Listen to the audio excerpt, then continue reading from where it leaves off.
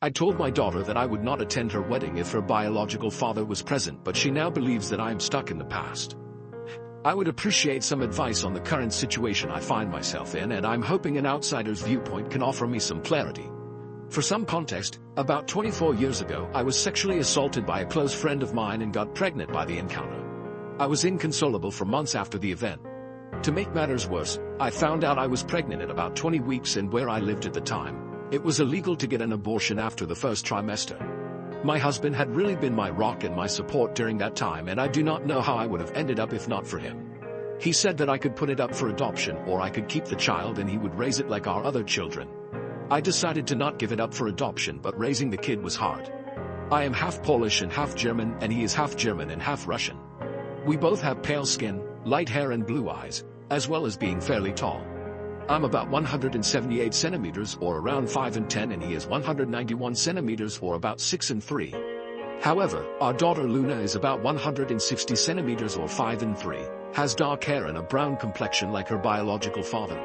I often heard snide remarks about me being an unfaithful wife because it was obvious that she was not my husband's child. It was especially hard for me when Luna was young because she looked so much like her dad. My husband took care of my daughter most of the time since I had bad flashbacks whenever I saw her face from when I was assaulted. As she grew up, it died down a bit, but I would still get these horrible panic attacks when I saw her wearing boys' clothes and short hair. Since I was prone to having panic attacks, Luna ended up being closer to my husband than she was to me. Also, she often ended up getting a little more than her siblings from my husband as some sort of compensation because of me. We never told her that she was the product of sexual assault because I was too ashamed, and my husband did not want her feeling different from her siblings. I often told her that me and her biological father got into an altercation and never spoke to one another ever again. About 2 years ago, she got one of those DNA test items and found out she had a relative in the system. Said relative got Luna in touch with her bio dad and they started talking despite my protests. He apparently wanted to speak to me about something he wanted to tell me, so Luna attempted to persuade me to speak with him. I made her aware that me and her father should never be in the same room together. Now, Luna is getting married to a lovely young man. Some of the COVID restrictions have been lifted, so she is able to have a decent-sized wedding. The original plan was to have my husband walk her down the aisle, but he had gotten into a bad accident, leaving him in a wheelchair until his legs were strong enough to support his weight again.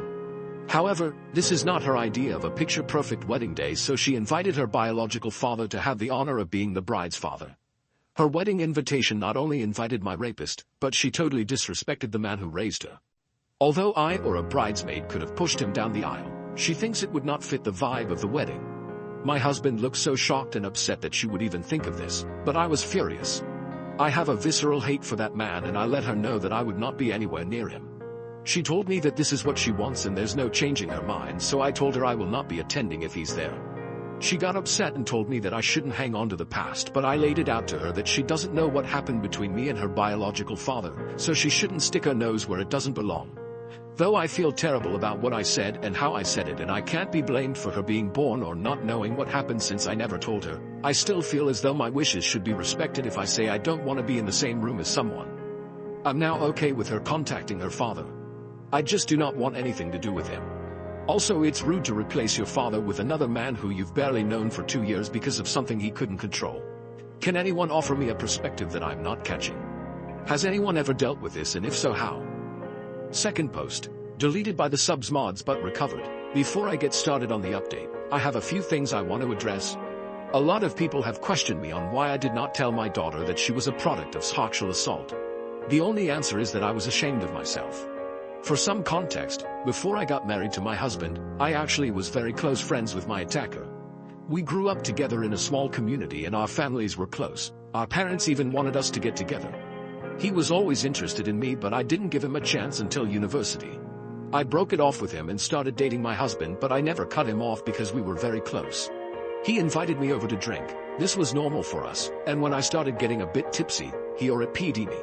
I was very traumatized by the situation and tried to get him jailed, but I couldn't. He had a very good reputation, so everyone believed him. Even my own mother, when he said I willingly came over and did it with him. I eventually stopped pursuing because of the social pressure, which only got worse when I found out I was pregnant. I eventually left that place with my husband and kids to live somewhere else. After I gave birth, my husband suggested therapy, but I was scared of being judged again, so I decided to bury it and try to forget about it. I just realize now that it was the worst way to go about this, but it's the only way I knew how to honestly. On to the update.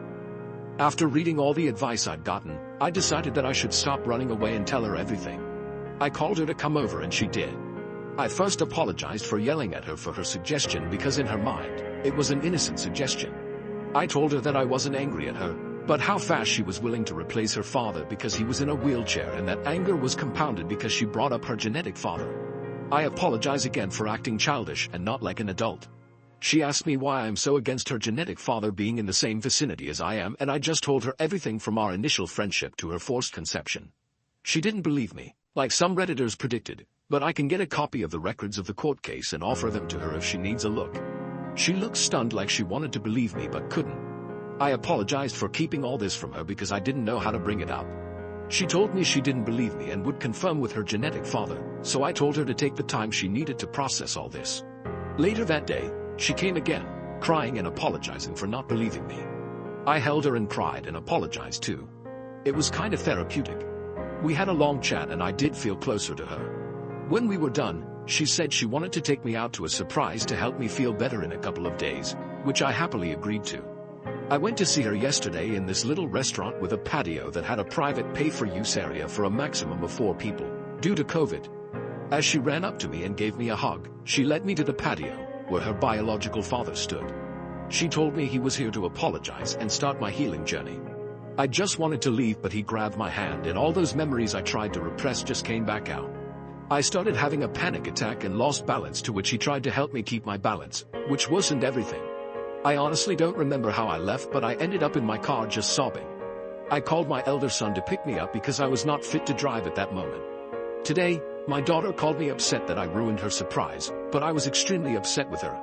I asked her why she did that when she knew everything that happened between me and him, and she tried to use the excuse of my healing journey, but I wasn't having it. She admitted that she wanted me to get used to him because he's going to be walking her down the aisle along with my husband and doing the daddy-daughter dance. I told her that while I loved her and respected her decision to be with him, I am not willing to be anywhere he is. She started complaining about how she wants all her family to be there, and I'm still not forgiving, but I hung up the phone. My husband is aware of everything and stands by me about not going to her wedding, but I don't want this. If my other children were to know, they would stand by me and tell the rest of their extended family, which is going to lead to my daughter getting disowned by the family. There is no need to give me advice on this because I will be seeking professional aid. Anyways, one good thing to come out of this is that I'm finally confident enough to seek therapy. Thank you for listening to my venting, and for commenting on my last post. Happy holidays. I hope you enjoy it with those who you love. Third post. Hello everyone. It has been a while since I last posted on this website.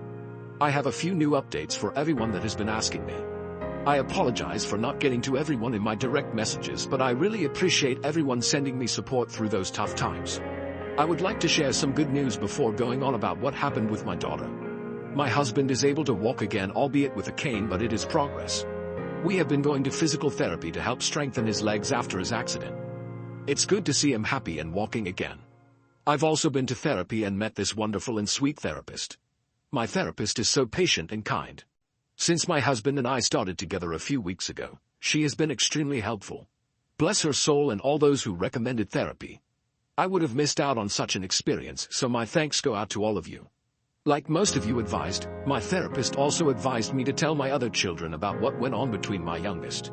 For reference, I have 3 other children, 30M, 27F, 27M. My eldest boy is the only one that had a slight idea of what happened, but the other 2 were left unaware. I was quite scared and anxious to tell them what happened, especially because my mother and other family members initially reacted negatively.